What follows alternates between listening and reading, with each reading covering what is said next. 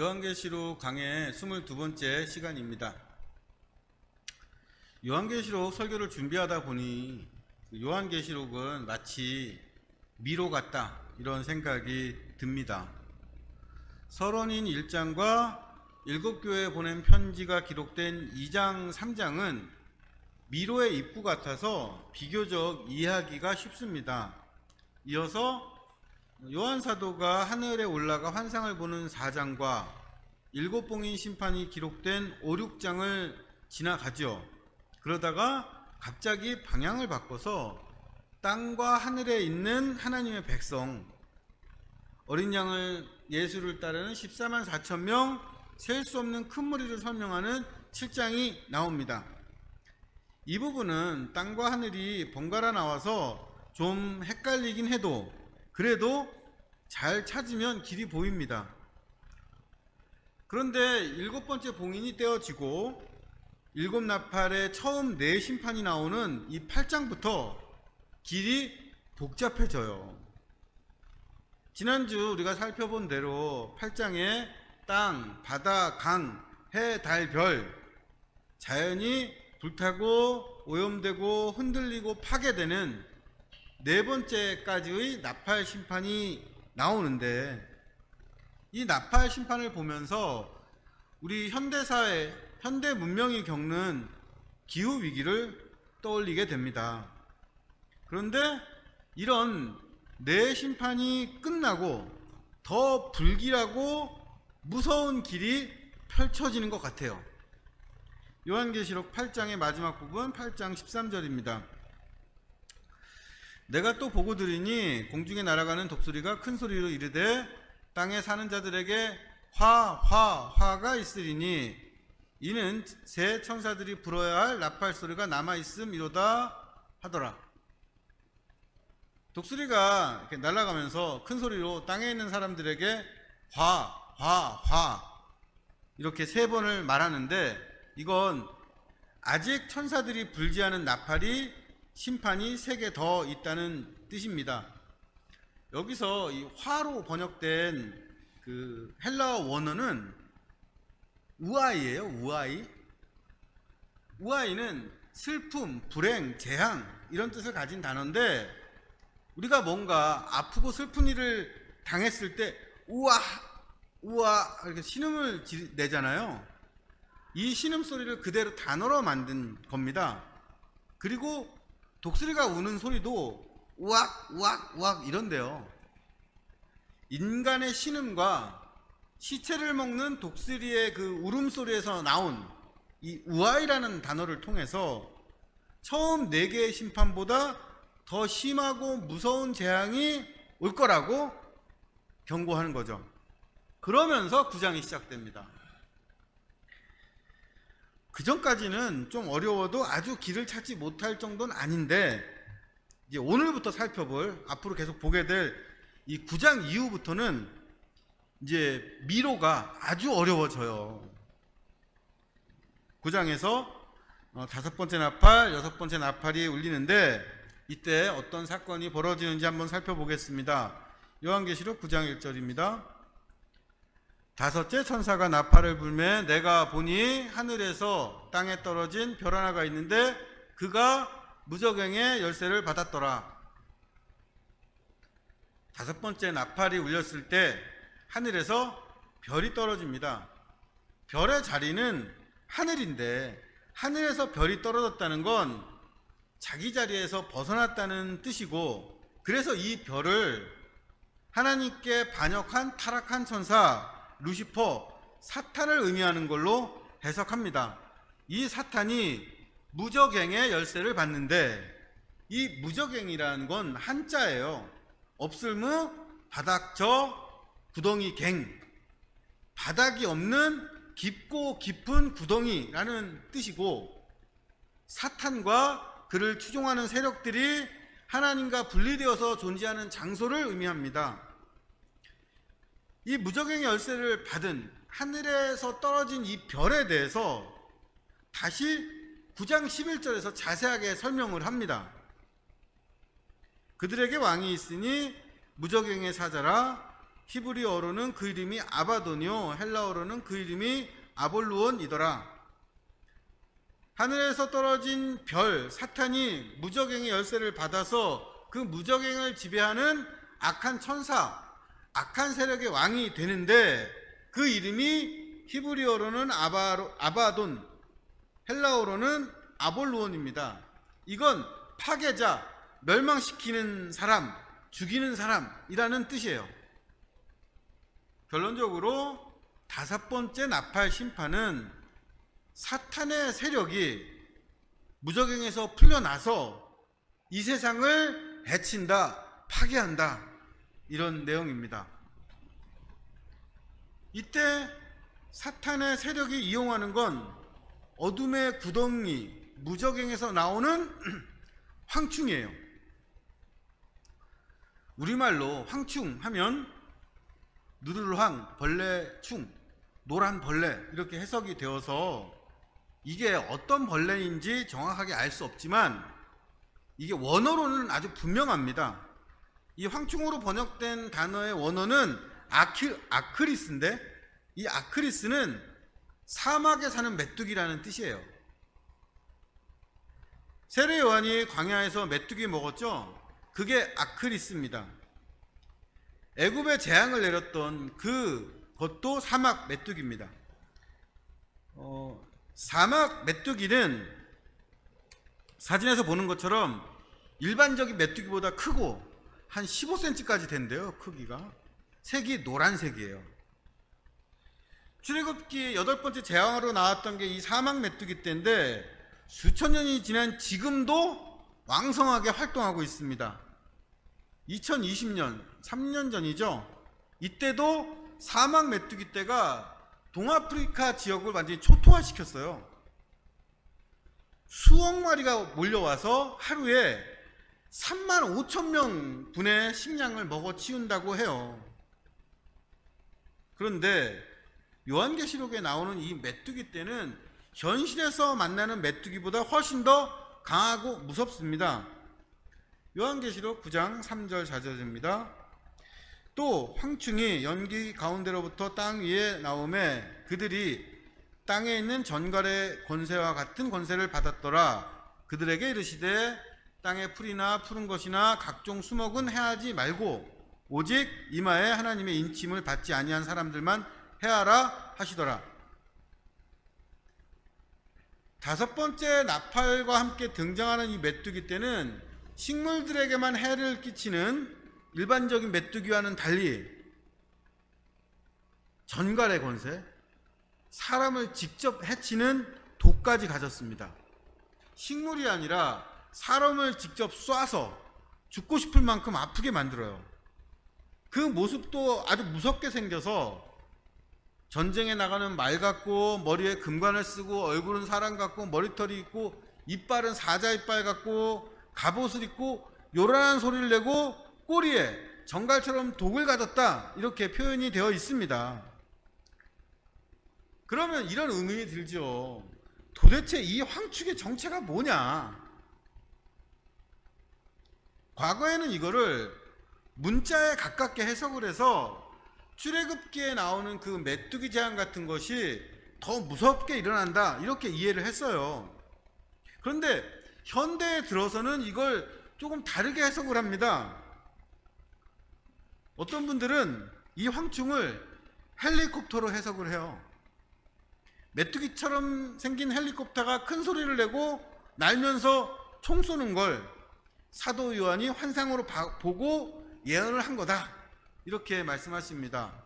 또 어떤 분들은 환경오 오염으로 생긴 변종 메뚜기, 인간에게 독, 병균까지 옮기는 이 괴물 같은 메뚜기다 라고 말하는 분이 있고, 또 최근에는 이 메뚜기는 드론이다 이렇게 주장하는 분들도 있습니다.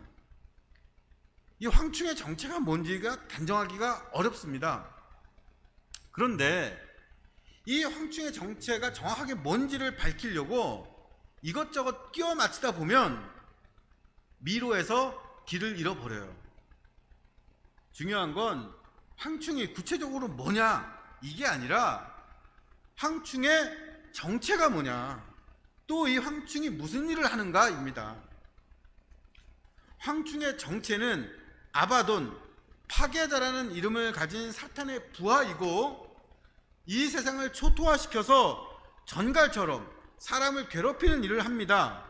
그런데 이 세상과 사람을 파괴하고 괴롭히는 이 황충에게 내려진 명령이 뭡니까? 이마에 하나님의 인침을 받지 않은 그 사람들만 괴롭히는 거예요. 달리 얘기하면 하나님의 인침을 받은 하나님의 백성은 괴롭히지 못합니다. 세상을 파괴하고 괴롭히는 이 사탄의 세력 황충은 하나님의 백성이 아니라 오히려 자기 사탄을 따르는 사람, 하나님을 부정하고 세상의 욕심과 욕망을 따르는 사람들을 죽고 싶을 만큼 아프게 만들고 괴롭힙니다. 황충은 이마에 하나님의 인침을 받은 14만 4천 명 어린 양 예수를 따르는 하나님의 백성은 괴롭히지 못합니다.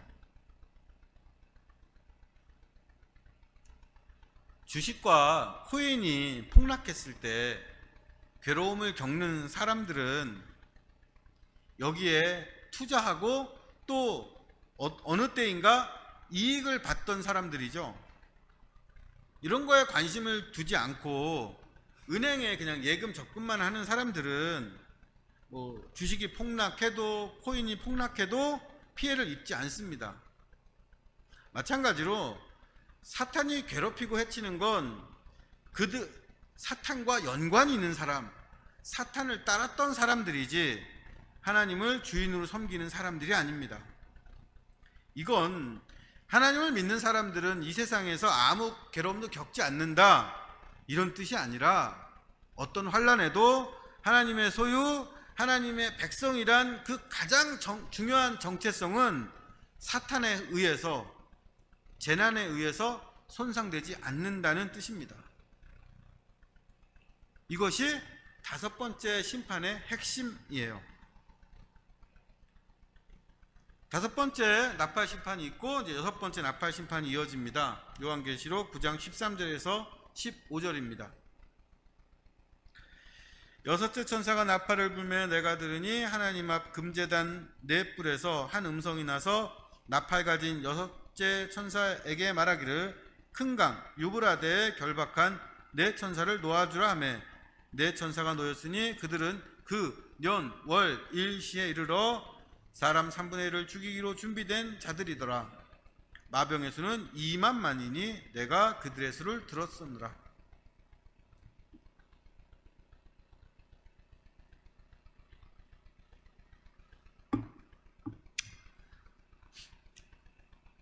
여섯 번째 나팔이 울렸을 때 전쟁이 시작이 됩니다. 그런데 이 전쟁이 어떻게 시작이 되는지 좀 보세요. 먼저 하나님 앞 금제단의 4뿔에서 음성이 들립니다. 요한계시록에 나오는 이 제단은 하나님께 제물을 태워서 바치는 번제단이고, 이 그림처럼 이 번제단 네모소리에는 뾰족 나온 뿔이 있어요. 이 뿔에서 소리가 들립니다. 그런데 이 제단에서 제물의 연기처럼 바쳐지는 것이 성도의 기도였습니다.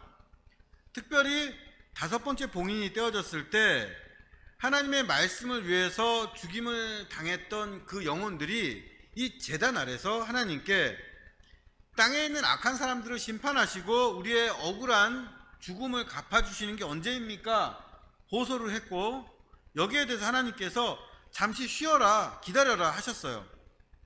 6번째 나팔이 울리고 일어나는 이 전쟁은 바로 이런 기도에 대한 응답으로 나타납니다.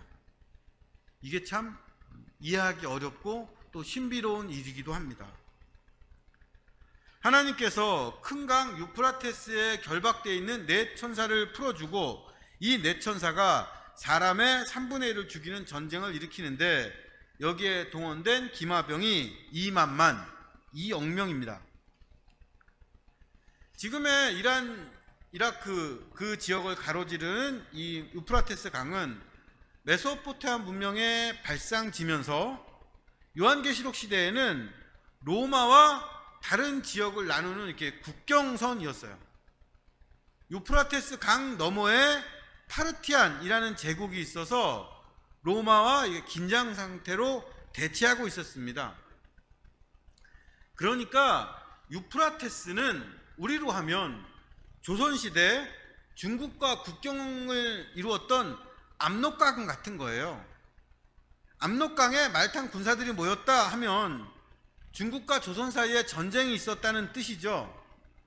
마찬가지로 유프라테스에 2억 명의 기마병이 모였다는 건 엄청난 규모의 국제전쟁이 일어났다는 뜻입니다. 우리가 국제사회, 국제정치 할 때 쓰는 국제라는 단어요. 여기에 쓰이는 이 한자 제자는 가장자리, 둘레, 경계라는 뜻입니다. 나라와 나라가 경계를 이루는 게 국제이고 이 경계가 무너지면 국제전쟁이 일어납니다. 이렇게 유프라테스 강에 2억 명의 기마병이 모이는 6번째 나팔 심판은 대규모의 국제전쟁을 의미하고 이때 전쟁에서 흔히 볼 수 있는 불, 유황, 연기가 있고 3분의 1이 죽습니다. 이렇게 큰 전쟁은 요한계시록이 마지막 부분에 가서 세상을 멸망시키는 크고 무서운 전쟁, 아마겟돈 전쟁으로 다시 나타나죠.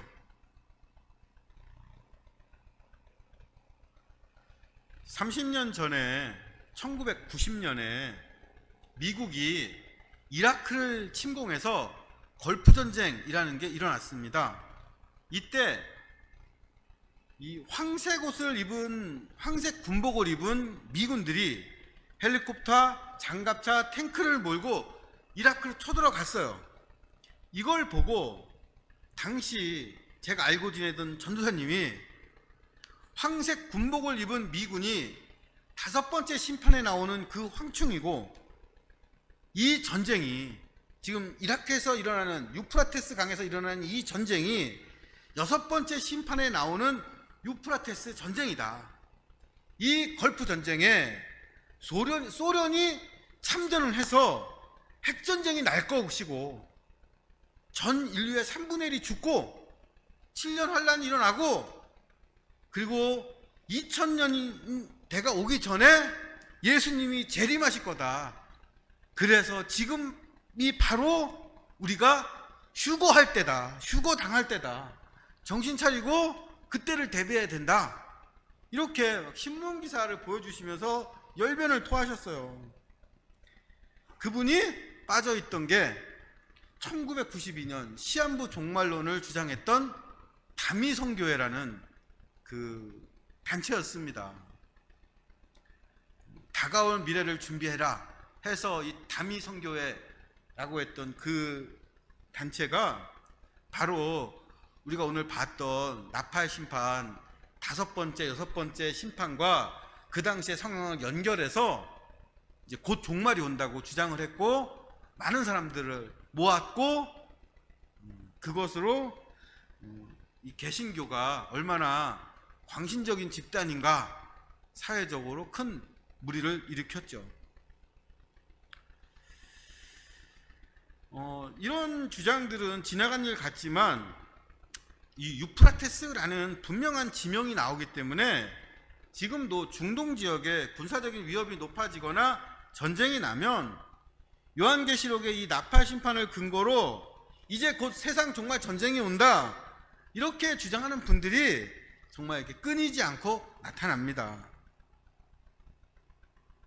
황충이 구체적으로 무엇이냐 이걸 알아내는 게 중요한 게 아닌 것처럼 6번째 나팔 심판에 나오는 전쟁을 예측하는 거 이게 중요한 일이 아닙니다. 중요한 건 전쟁이 끝난 후에 일어날 일이에요. 요한계시록 9장 20절 21절입니다. 이 재앙에 죽지 않고 남은 사람들은 손으로 행한 일을 회개하지 아니하고 오히려 여러 귀신과 또는 보거나 듣거나 다니거나 하지 못하는 금운동과 목석의 우상에게 절하고 또 그 살인과 독술과 음행과 도둑질을 회개하지 아니하더라. 6번째 나팔 심판이 있었습니다. 대규모의 큰 전쟁이 있었어요. 이 전쟁에서 죽지 않고 살아남은 사람들이 있습니다. 그런데 이 사람들은 회개하지 않습니다. 하나님께 돌아오질 않아요. 자신들이 행한 일을 뉘우치지 않고 오히려 귀신을 더 열심히 섬기고 우상을 더 열심히 숭배합니다. 계속해서 살인하고 점치고 음란과 탐욕의 삶을 살아가요.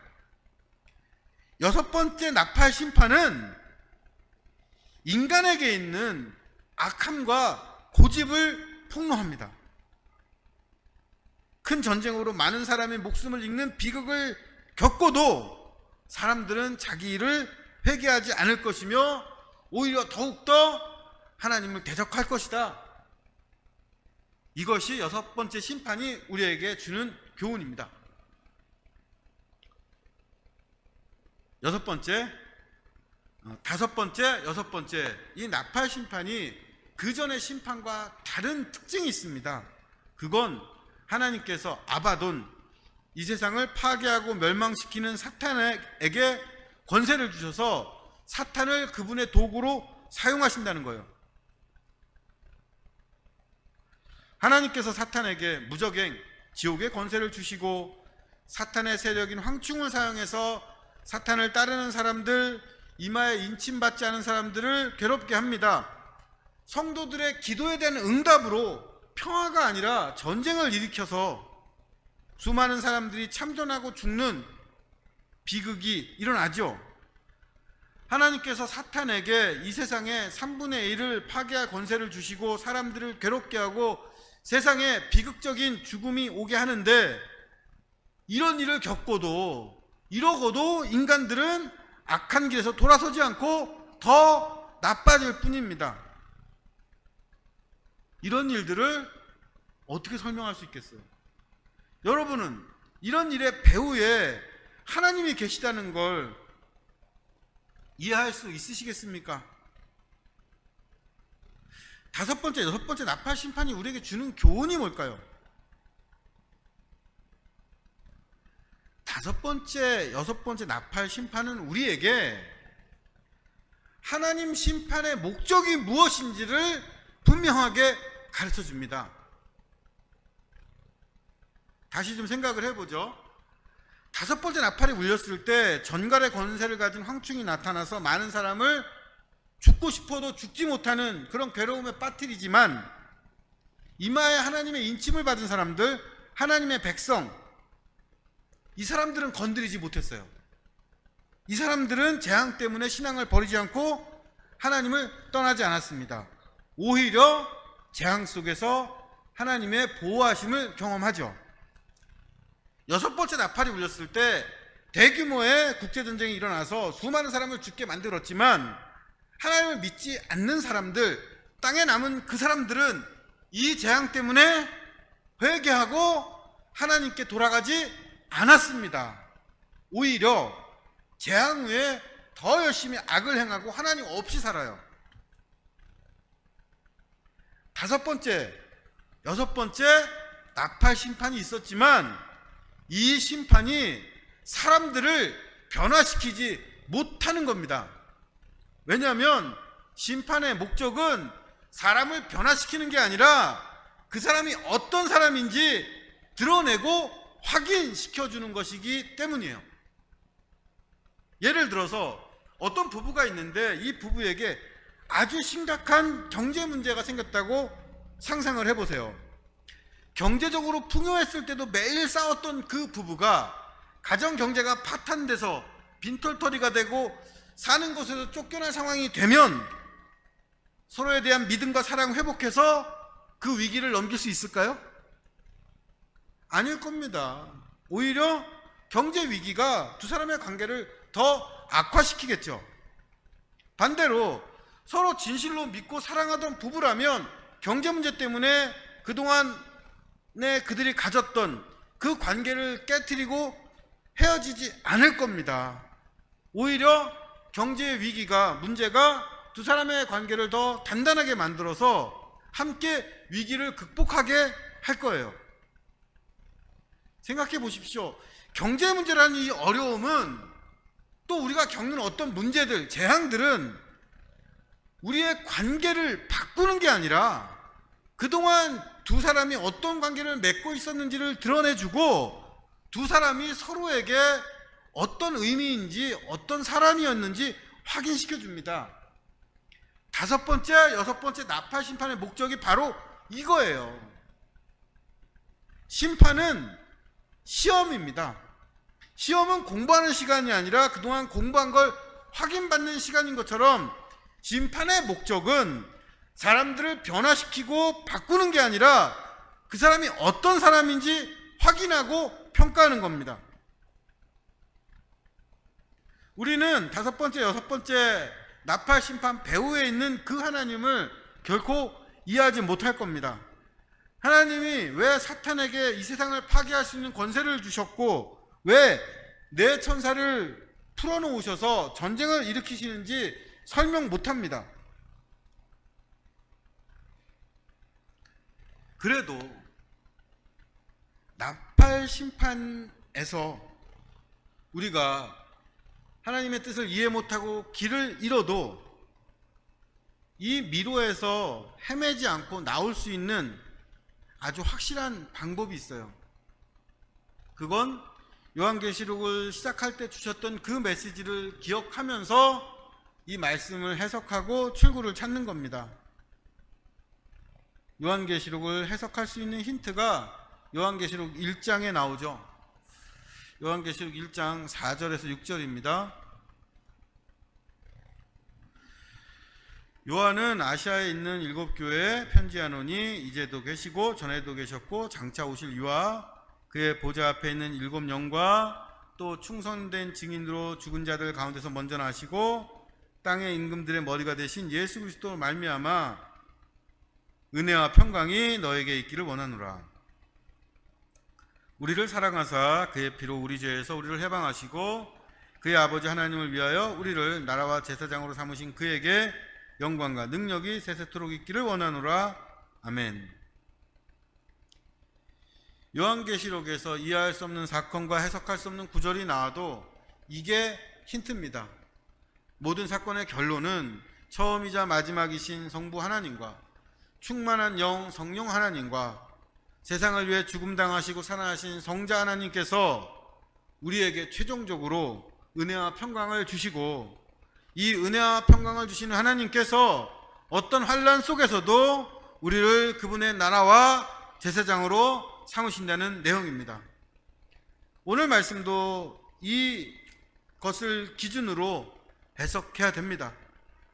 다섯 번째, 여섯 번째 나팔이 울리고 심판이 시작되고 세상에는 죽고 싶을 만큼 괴롭게 만드는 황충이 들끓고 겨우 붙들고 있던 균형과 평화가 깨져서 전쟁이 벌어집니다. 이때 하나님은 없다.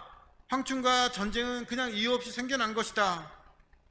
이렇게 믿는 사람들은 그동안 자신들이 했던 잘못을 뉘우치기보다 비이성과 공포와 광기라는 귀신에 홀린 것처럼 군사력이나 경제라는 우상에 더 매달리고 자기들보다 약한 사람들에게 살인과 음행을 저지르고 도둑질을 합니다. 지금 우크라이나에서 벌어지고 있는 일들이에요. 그러나 우리는 다섯 번째, 여섯 번째 나팔 심판 배후에 있는 하나님이 은혜와 평강을 주시는 하나님이시며 우리를 하나님의 나라와 제사장이 되게 하신다는 걸 믿습니다. 그래서 황충이 들끓는 세상에서도 하나님의 소유된 백성으로 담대함을 갖고 은혜와 평강을 기도하고 세상이 전쟁으로 파괴되고 사탄이 지배하는 것 같은 상황에서도 결국은 하나님의 나라가 하나님의 사랑이 승리한다는 희망을 전하는 하나님 나라의 제사장이 될 수 있습니다. 그런데 중요한 게 뭘까요? 이 믿음을 심판 전에 가져야 되는 겁니다. 그래서 지금이 오늘이 우리가 하루하루 사는 일상이 중요한 겁니다. 아직 나팔이 울리기 전에 재앙이 현실이 되기 전에 하루하루의 삶에서 평범한 일상에서 하나님의 평강과 은혜, 하나님의 제사장으로서의 삶을 살면서 이 세상을 헤아릴 수 없는 주권과 지혜로 다스리는 하나님을 믿고 의지하는 훈련을 해야 하는 거죠. 하나님께서 우리에게 믿음을 선물로 주셔서 5번째, 6번째 심판이 오더라도 오히려 더 그 안에서 은혜와 평강을 누리고, 황충으로 괴롭고 전쟁으로 수많은 사람이 죽어도 사람들은 변하지 않고 더 열심히 악을 행하는 세상의 절망 속에서도 오히려 더 하나님의 나라와 제사장으로 굳건히 살아가길 바랍니다. 환난과 재앙과 괴로움 속에서 하나님께서 미리 주신 믿음으로 우리를 확인하고 통과하는 주사랑교회와 성도 되시기를 축복합니다. 말씀 기억하며 기도하시죠.